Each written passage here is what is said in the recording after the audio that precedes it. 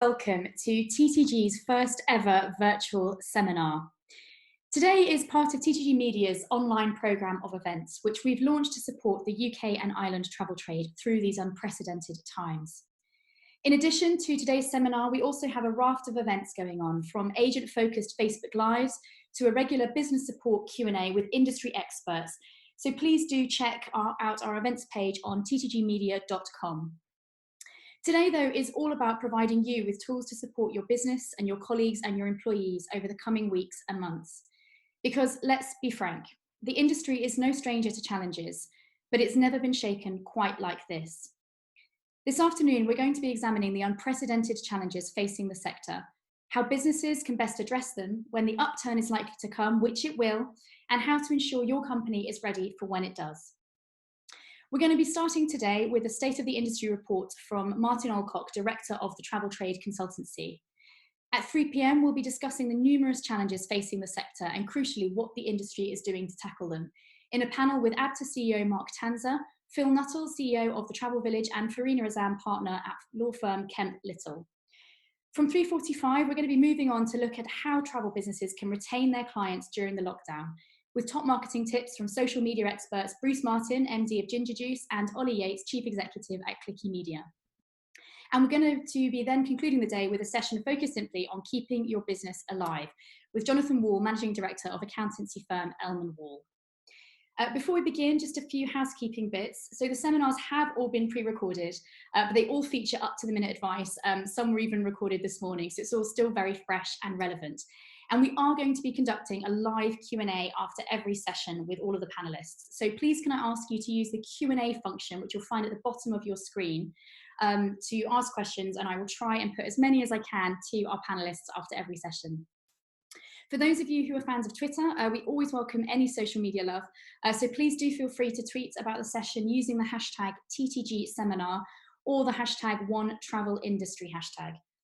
I should add as well that we will be making these sessions available on ttgmedia.com after the event, so don't feel like you need to take lots of notes. Just keep an eye out for our website for that. And we do really value feedback, especially as this is our first ever virtual seminar. So please do let us know your thoughts. We will be sending out a survey afterwards, and we really appreciate any feedback. So it's time now to go to our first session, examining how the Covid-19 crisis has impacted the travel industry, when the upturn is likely to come, and what this means for the travel landscape in 2020. It's the Travel Trade Consultancy's Martin Alcock.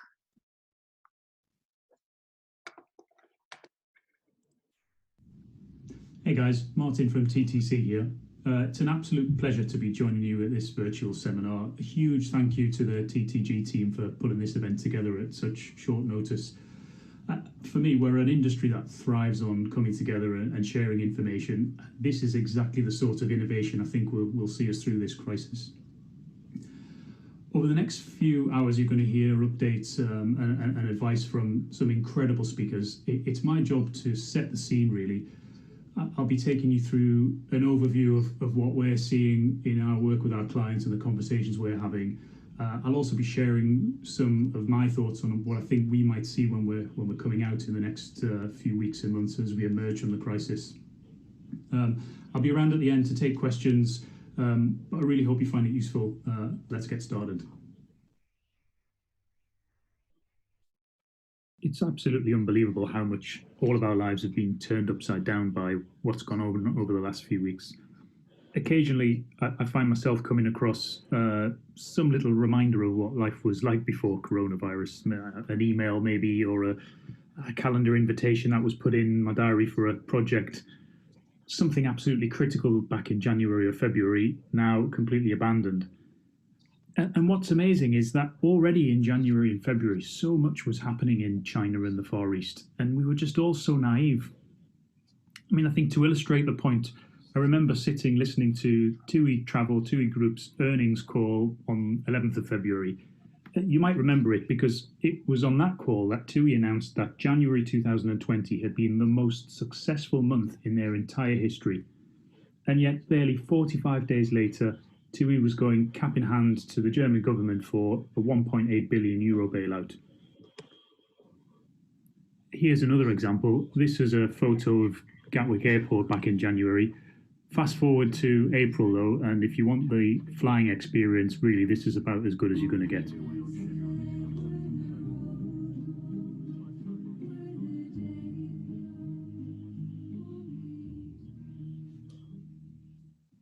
In response, travel companies, airlines, tour operators, travel agents are in absolute firefighting mode. All of this stuff has been written about and covered extensively in the papers. Capacity has been cut, ships have been put into dry dock, hotels have been mothballed, cuts to overheads, furloughed staff, all that sort of stuff. We're going to hear a lot more about that in the coming sessions. Just as an example, though, I think it's worth looking at airlines and the issues that they would face. Right, they've got a huge cost base. A huge amount of that cost is variable, and that's been cut straight away. Obviously, the oil price has dropped significantly, but capacity is being cut. The challenge they have, though, is that when you look at that cost base, a huge amount of that cost is fixed or semi-fixed, and there's not a huge amount you can do to cut that back without really, really hurting your long-term growth prospects. So with no new bookings coming in, conserving cash is the name of the game, and everybody's at it. Customers are demanding refunds from agents demanding them from tour operators are demanding them from their suppliers like the airlines, the hoteliers, and the other ground suppliers. The problem is, with no end in sight, with no certainty of when things are going to start again, everybody is looking to protect their own position, and there simply isn't enough cash in the system to make sure that that money gets back to customers. Of course, what we're seeing is refund credit notes. We'll be talking a lot more about that in future sessions, but tour operators are offering refund credit notes to their customers. In large part, that's because airlines are only giving refund credit notes to them, as are some of the other suppliers in some of the different territories. What we're going to end up with is such a complicated web of these refund credit notes, because the reality is that whilst customers are going to want some degree of flexibility when they come to cash in these refund credit notes, the tour operators are going to be so tied into the original supply, whether that be from a particular airline or a particular hotel, that there is going to be a real lack of flexibility, I fear. It's been pretty ugly out there on the front line as the demands for cash get louder. I fear it's going to get worse as the desperation kicks in and the supply chain moves to protect its position. One operator said to me last week that his board had concluded that, quite simply, keeping customers happy and keeping their business alive were two incompatible, diametrically opposed outcomes. There's just such a small amount of new cash coming in the door, and nobody knows how long this is going to last and how long they need to conserve for. Ultimately, if you extrapolate the time axis far enough, every business on earth runs out of money. We've been keeping one eye on the news and the trends and the data coming out of China. China was obviously the first nation into the crisis, and we expect it'll be the first to come out. I think the latest infection rate data certainly looks promising. I'm not a doctor, and the last thing you need is to hear my armchair view of infection curves. What I would say is that while things do appear to be getting more promising, the aviation and travel data that we can find is lagging quite a long way behind. The latest data I could find from the Chinese Aviation Authority, for example, suggests that while domestic flying appears to have passed the nadir, the trough point, which was sometime in middle of February, the March domestic flying data was still only around about 40% of what it was in the previous March. International flying is still way down, no obvious signs of recovery there yet at all. I think if you're scratching around for some good news signs, there's this study that the Lufthansa Innovation Hub put out. It tracked Chinese downloads of various travel and leisure apps. They show the length of the decline from start to finish, and it varies according to the different type of product. Anywhere between 20 to 50 days from the start to the end of the slowdown period. At best, you could say that this is an indication of some positivity and at least an intention to travel, but it's certainly not finding its way into hard booking data yet.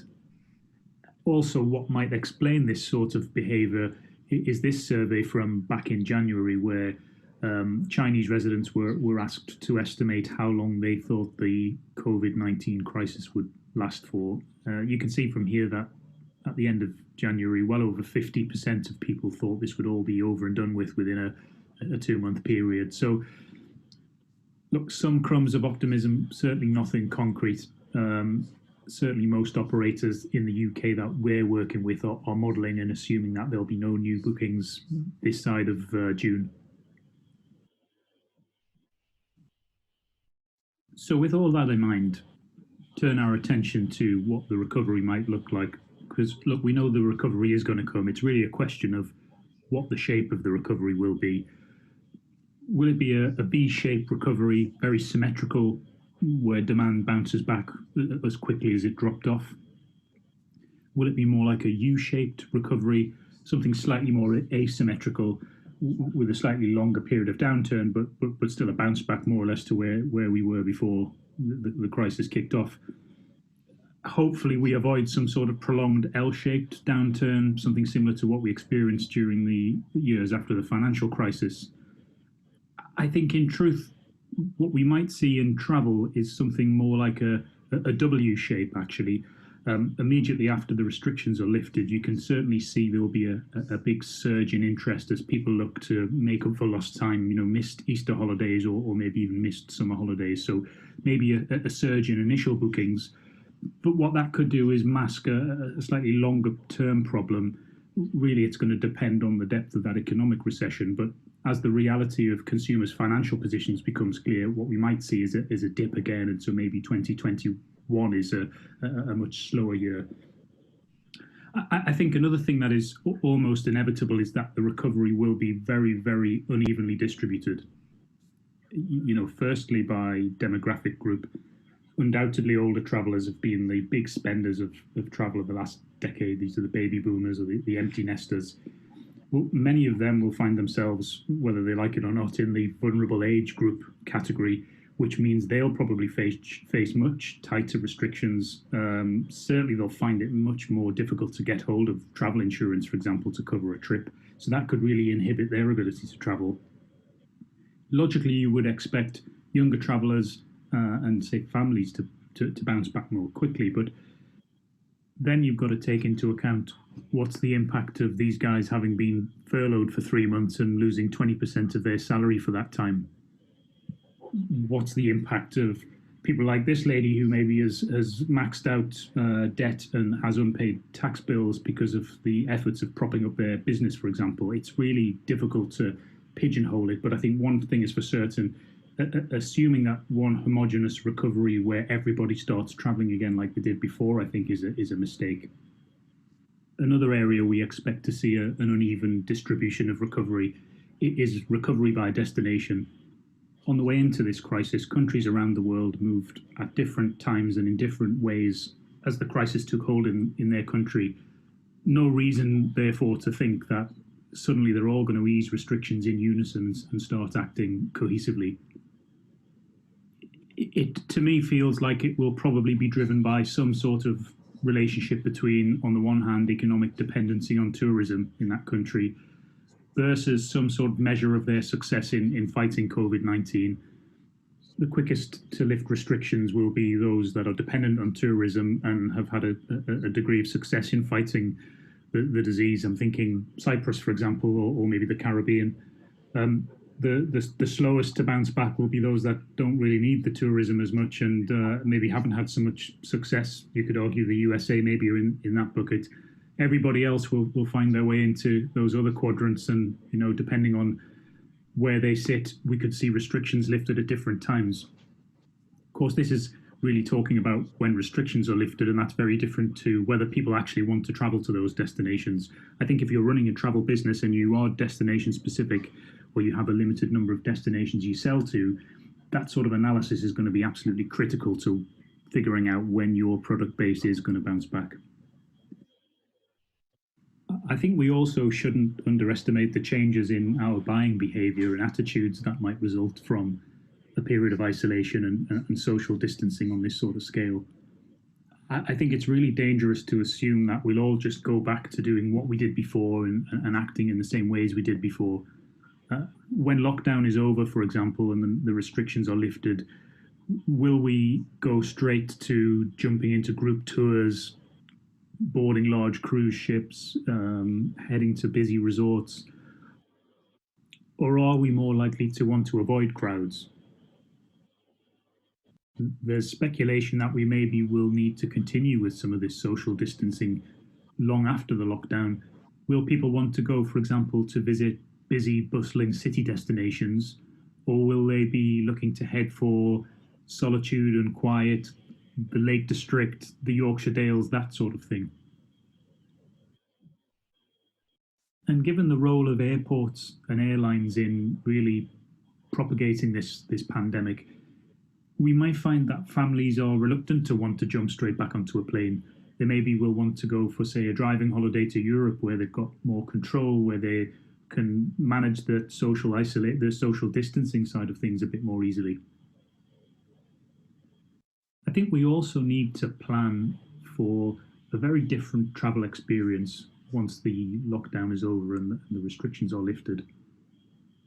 The expectation is that we will enter periods of alternating on-off lockdown to cope with new spikes and waves in cases and pressures on health services.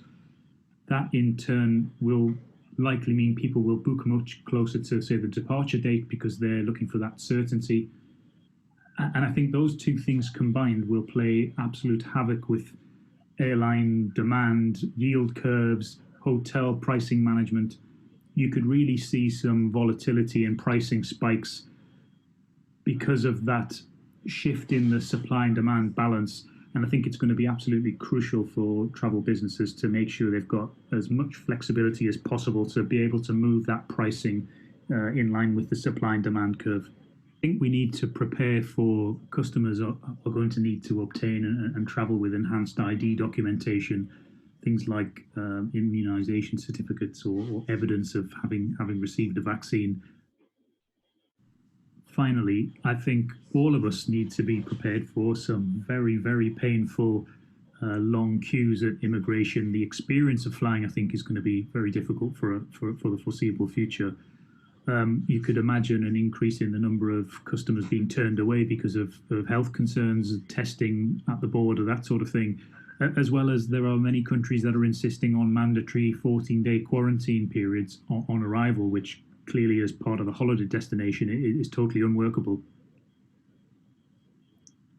On top of all of this, there's many unanswerable questions at this stage. Running a travel business is a challenge at the best of times, but right now we're sitting here wondering, how is the industry going to work with virtually no bonding capacity? There's really only one insurer, Travel & General, who are out there offering unsecured travel bonds at the moment, and partly as a consequence of this current situation, but also because of the Thomas Cook situation back in September, virtually no insurance capacity for bonding in the rest of the market.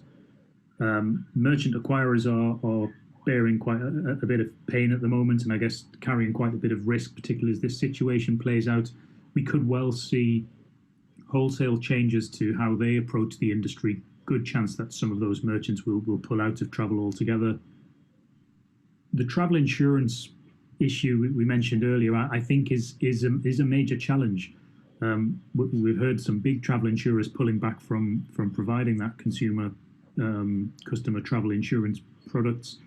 Any products that are left are going to be riddled with COVID-19 exclusions. Are they going to be worth the paper they're written on?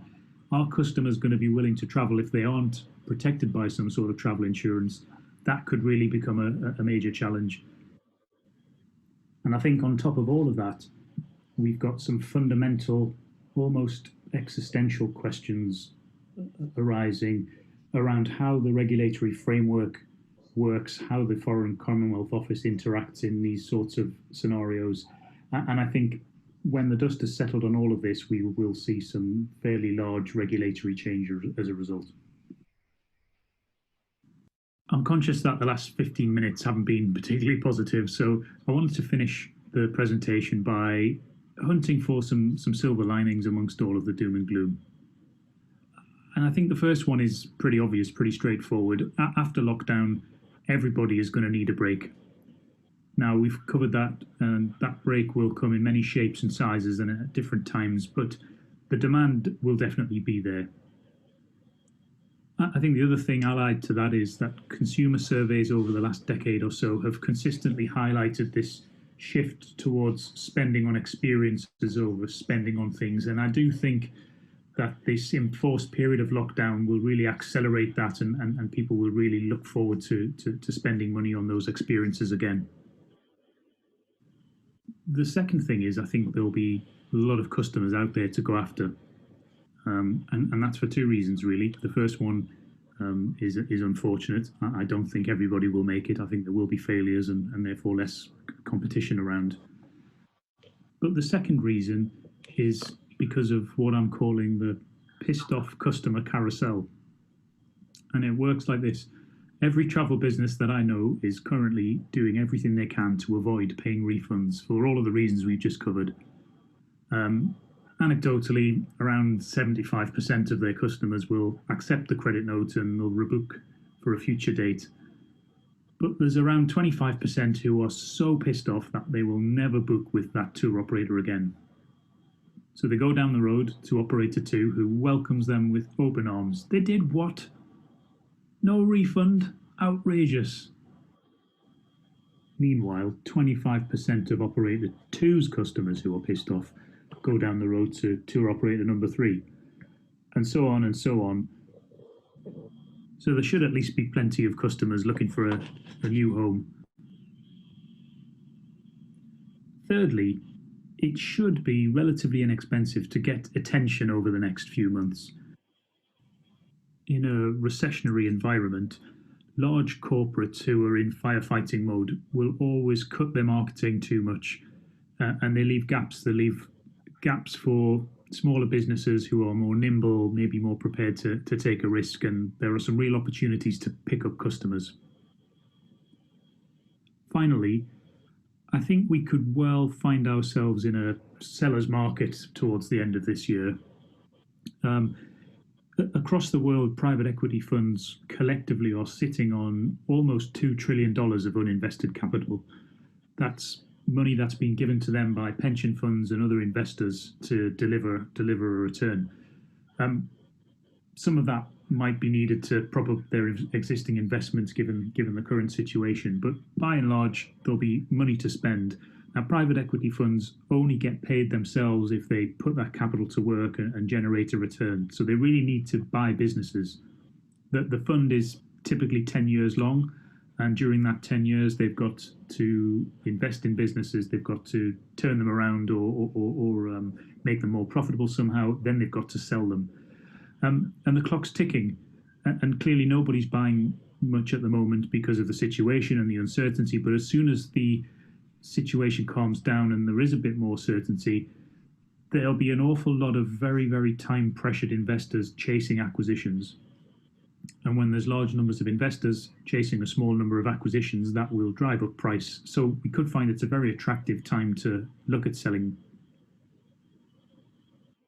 Of course, all of these silver linings are only relevant if you and your business makes it through the other end of the crisis.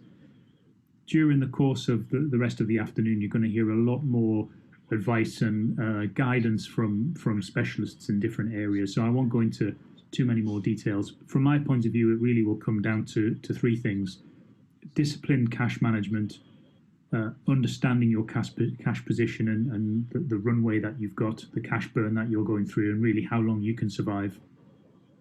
I think moving quickly and taking advantage of the various government support initiatives that are out there, and again, that will be covered in more detail later. And finally, hustling like mad. So that's all from me. Thanks for listening. I hope you found it useful. I'd love to hear your thoughts and views on what you think the recovery might look like, and I'd gladly take any questions on any of the areas I've covered. Thanks a lot. Thank Thank you very much, Martin. Martin is now going to be joining us live. We are going to be taking a Q&A. Just before we get to that, just to flag, there are two things to flag. So if I can ask everybody to use the Q&A function at the bottom of your screen to ask us questions, that's where we'll be taking the questions from. On the chat function, hopefully everyone can see the discussion. So that's just helpful for everyone just to have a general discussion to raise some points. But just make sure where it says 2, you've clicked the blue button that says all panelists and attendees, and then you can just see the discussion that everybody's having. So we're joined now by Martin. Martin, thank you very much. That was a fab presentation. Hi, Sophie. I think you laid out quite succinctly, obviously, the understandable challenges, the gloom that the industry is facing now, but also nice to see that there's silver linings as well. Yeah, sorry if it was a bit too negative. No, it's fair enough. It was quite late at night when I was putting that together, and that was about as optimistic as I could get. But we do have silver linings, which is really refreshing to see. I did my best. So we do have some questions already. We've got a question from Mark Swords. So he's asking about merchant inquiries. He says, why would they pull out of the travel industry? What risk do they currently have? Well, I think right now you look at the situation where the money flowing through the merchant acquirers is really the only source of security they can grab hold of. So what typically happens is you get a situation where a merchant decides they think a tour operator or an agent is of higher risk. They say, well, let's hang on to some security. So maybe normally they would give that money over to the operator after 3 days of the customer having paid for something. They maybe can extend that to 5 days, 10 days. We see 30 days and beyond in some instances. But that kind of only works when there's money coming in the door, and right now there isn't any money coming in the door. So merchant acquirers' positions are getting worse. Actually, this whole refund credit note deferral of refunds is pushing their exposure window much further down the line, isn't it? It's if a customer comes back and rebooks that holiday for November, that merchant acquirer's exposure period has suddenly been pushed for another 6 or 8 months, and potentially there's no opportunity for them to grab some security. So I do think we'll see failures, and I think as a consequence of those failures, the merchant acquirers will suffer a high degree of exposure. And I think that's the challenge. As an industry, they tend to blow hot and cold on travel. At the best of times, you often see a merchant will come in and then suffer some failure and then try to push up their charges or push up their security and then maybe exit again. We have seen that down the years. So, right, okay. Mark, I hope that answers your question. We have an anonymous question, and he says, or she says, not sure if this is a question for you, Martin, or perhaps something that we might address later on. But let's just see what your thoughts might be. So they're a tour operator. They would prefer to be refunding cash to clients. So this is this age-old debate that is dominating the industry at the moment, to refund or not to refund. So they're saying they want to be refunding cash to clients through agents rather than issuing credit refunds where the holiday's been cancelled. Yeah. They have a concern because they've got no way of ensuring that once they've refunded the agent, that is then being passed on to the customer. And in the meantime, if the agent goes into administration, the liability remains with themselves, the operator. So they're asking, how can they protect themselves against this risk in this current situation? Yeah, well, look, I agree with everything you just said there, and that's the real problem. I think there's a general problem actually in that the early days of this crisis, we got as close as we got to an industry all speaking with one voice, I think, and everybody was behind the ABTA conversation around extending the window and really trying to present a sort of single view. As things get tight, and it's inevitable, everybody's looking after their own position, and everybody on that supply chain has a totally different set of exposures and risks. And I totally understand that the travel agent in that supply chain is potentially in the worst position, in that they maybe are on the hook for chargebacks, suffering the chargebacks if customers ultimately go down that route. But they're at least 1, if not 2 steps away from the money, because if that money's sat with the airline, then they're in that difficult position. And so we've seen already some of the big agents move to say they'll be netting off money's going to tour operators against what's due back in cash refunds. So you start to see those sorts of things. That's just inevitable as people start to protect their position. I think from an operator's perspective, that whole Thomas Cook situation, the failure laid bare some practices that were going on, I'm sure are still going on, where agents were collecting money way in advance of balance due dates, and so operators' exposures were already a lot higher than maybe they thought they would be, or they expected them to be. You know, traditionally an agent collects the final balance, and then 2 weeks later, or within that 2 weeks, pays it over to the operator. In some cases, that Thomas Cook failure indicated it was significantly earlier that money was being collected. So you're absolutely right. The tour operator bears all of that risk. I've said it before. I wonder if maybe what we might see is people move more to what you often see in the cruise world, where you know, the operator is debiting the card and collecting the money directly, and then remitting commission back to the agent that way. It's one option, not ideal for the agents, because their cash flow will be hit, and you know, in the good times everybody will find a way. In the bad times, everybody's just looking to make sure they conserve that cash and limit the liability. Yeah. Difficult one. This issue of to refund or not to refund is something we are going to be exploring later in our panel with Mark Tanzer from ABTA, and it will be interesting as well, and it's an issue that we raise in the panel about what the travel landscape will look like going forward after this crisis, because it's obviously laid bare a lot of problems within the sector. So yeah, it'll be interesting to see what happens going forward. We have a question here about business travel, actually, which is a really important point. So how will corporates manage duty of care? How will business travel bounce back? Well, look, I have to say firstly that we do a little bit of work in the corporate space, but it's certainly not, we don't have as much contact and as much expertise in that area. I think, you know, my sort of slightly more layman's view of it is, look at what we're doing right now. I mean, this, which is an excellent idea, by the way. I really, you know, credit to TTG for pulling this together. But, you know, like most businesses, we're a small business with a team of 15 people. Overnight, we switched to being office-based, to everything being done on Zoom. I've got to say, as a team, as a management team, we are communicating better than we ever have in the history of the business. Wow. And whether it's Zoom or Google Hangouts, it's so much easier. You know, I'm a big fan of any practice that allows me to sit and wear tracksuit bottoms like I am now whilst attending a business event.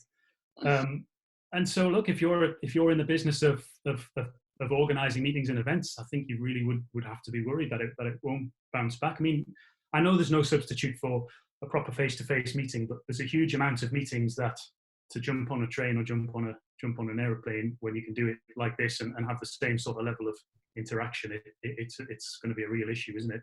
I think, like probably most sectors, you know, we see TMCs who are very, very mass market and they sell to everyone and everything, and we see others that maybe specialize in charities or education or, you know, oil and gas. I think it's those specialists that will bounce back, because they have a bit more of a, you know, a clear proposition, whereas a lot of the larger multiples tend to be a bit more broad brush and a bit more, they're a bit more sort of competing on price, and I guess those are the ones that, you know, inevitably will find it difficult.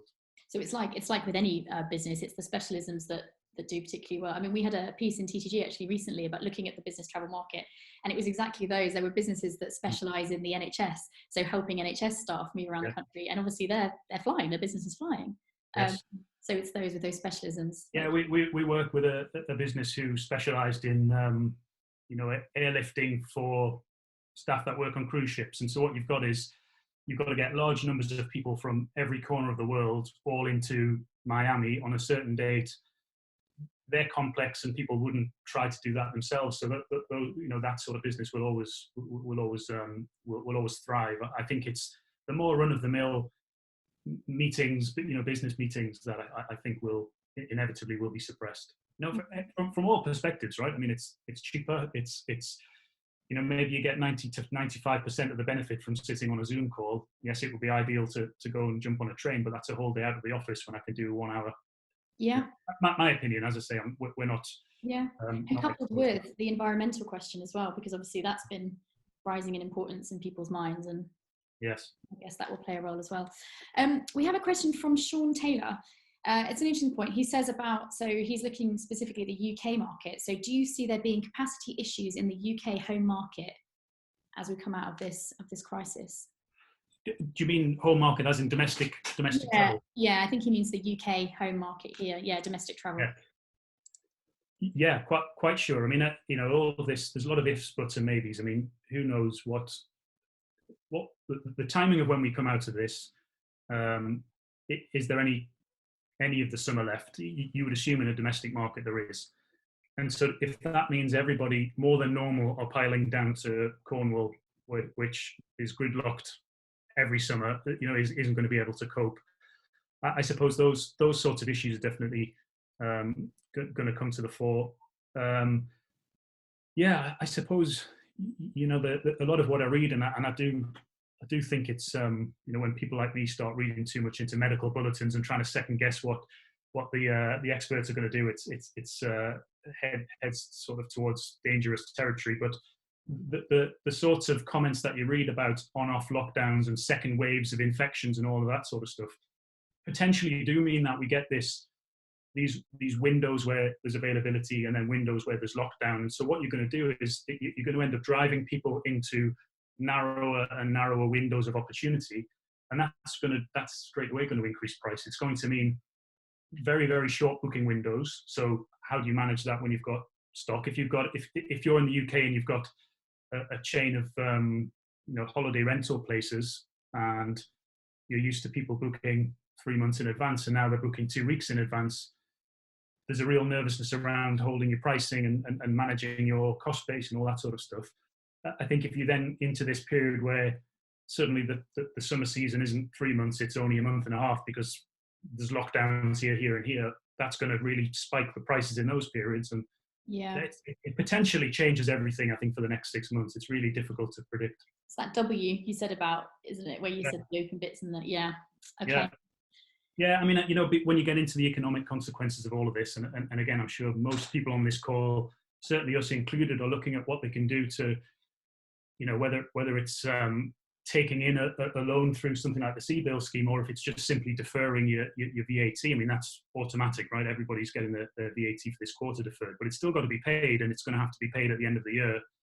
So you hope the bounce back's going to come and cash is going to be generated to pay that, but it might not be. And so whilst that immediate need to get out of the house, it's been a stressful time, whatever it might be, you can see that people will sort of, to hell with the financial situation, they'll spend and they'll go on holiday. But then, that'll come home to roost, won't it? All of those bits of debt. And you'd like to hope that it won't push people into difficult situations, and there'll be sensible conversations you can have around time to pay and spreading it. But inevitably we'll all owe a lot more money to someone or other by the end of all of it, and that's got to be paid down, and that's where the economic crunch could come in later years, I fear.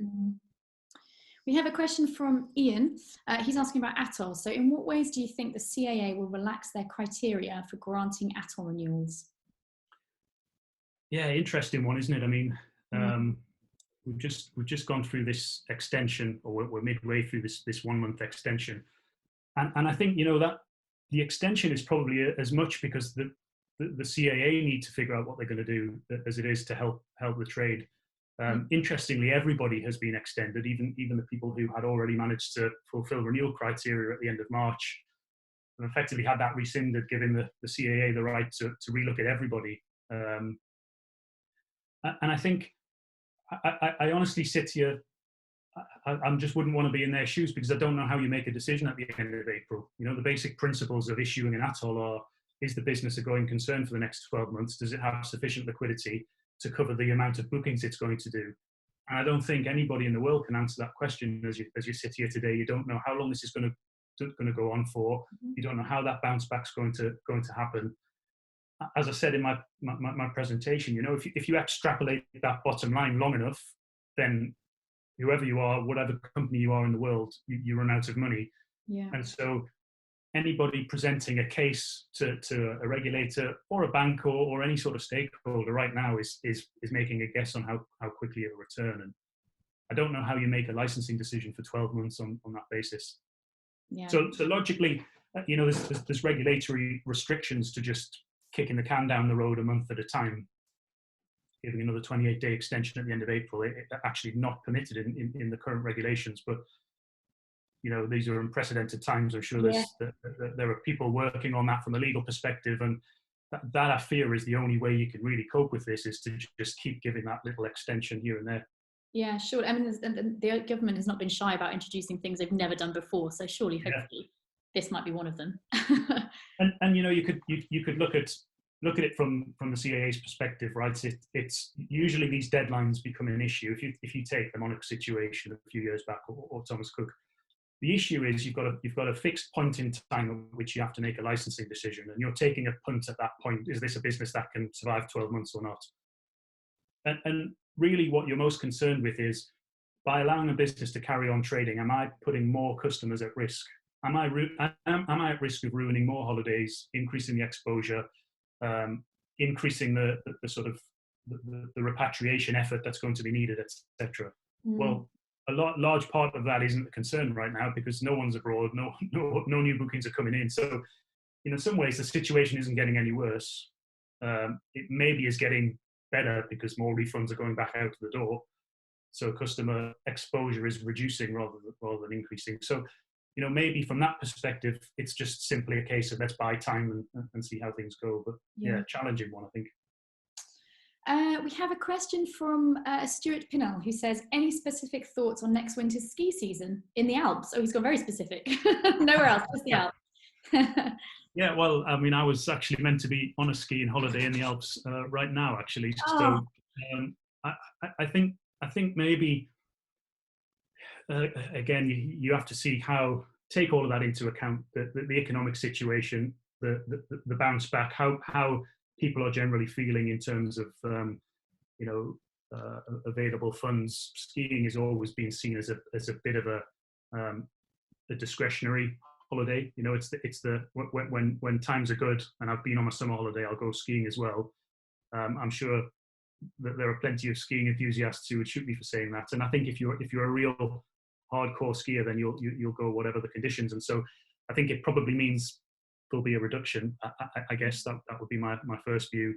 Or maybe not, right? I mean, maybe let's say we come out of this crisis in September and you go, well, I've missed my Easter holiday, I missed my summer holiday, I'm definitely going to go big on a skiing holiday, or I'm going to take the kids to Lapland for the year, and we're really going to push the boat out this year. Maybe that's how it all plays out.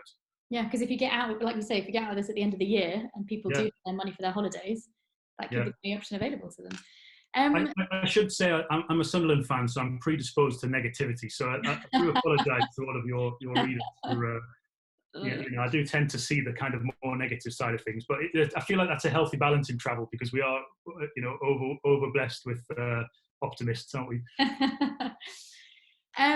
We've had quite a few questions about the ATOL questions. Hopefully that's helped you.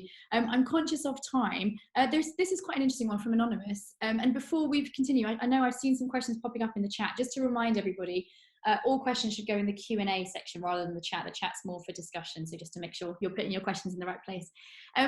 Someone, Anonymous, has quite a pertinent point. What practical steps can the travel industry take now to preserve customer loyalty long term?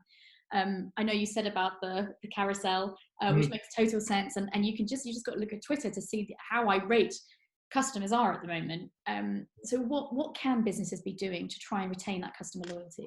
It's so hard, isn't it? I mean, you start with the theory. Absolutely, I understand that in an ideal world, you give customers all of their money back, and there are businesses that have done that. There are businesses with the model to do that. If you've got a trust account, in most cases you can pay back what you can. Not everything, because those trust accounts, even the trust accounts, will allow money out to pay airlines, and if an airline's only giving you a voucher, then that's the best you can do.